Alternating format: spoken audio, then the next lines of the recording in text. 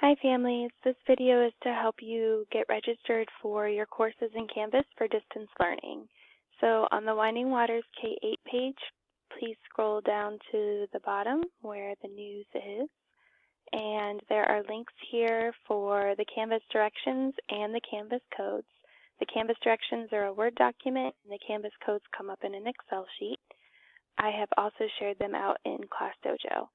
So I've already downloaded the directions, and it directs us to go to canvas.instructure.register and select I'm a student.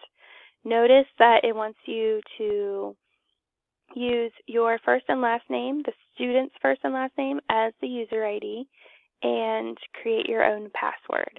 You will not need an email address in order to register your child.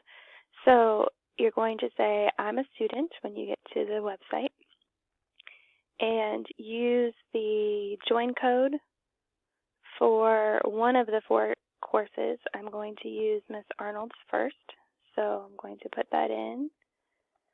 And I'm actually going to use my daughter for this demonstration.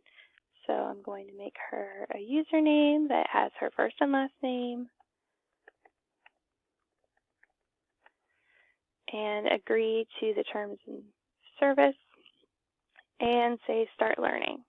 So notice nowhere do I need an email address, and I've got just one of the join codes in so far. I'm going to write down my username and password so I don't forget them. Once I get here, now I'm officially enrolled in Miss Arnold's class. In order to add new ones, I'm going to replace the end of the web address with enroll and the course code. So I'll model that here. Up here from courses on is where I'm going to replace it with enroll and put in the next code. So if I put in Miss Bates's code, it's 677PG7, and I'm going to enroll, choose enroll in course. Then I'm going to do it again, and this time with the code for Diavanzo, so BPW8XB, enroll in course. And I have one more.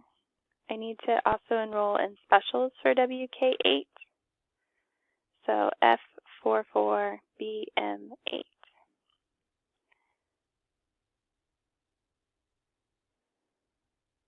And enroll in course.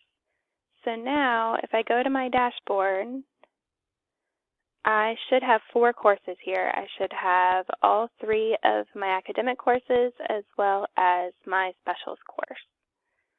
When I go to log in again, I'm going to say log out. When I go to log back in, even though it asks for an email address, I'm going to ignore that, and instead I'm going to use my username.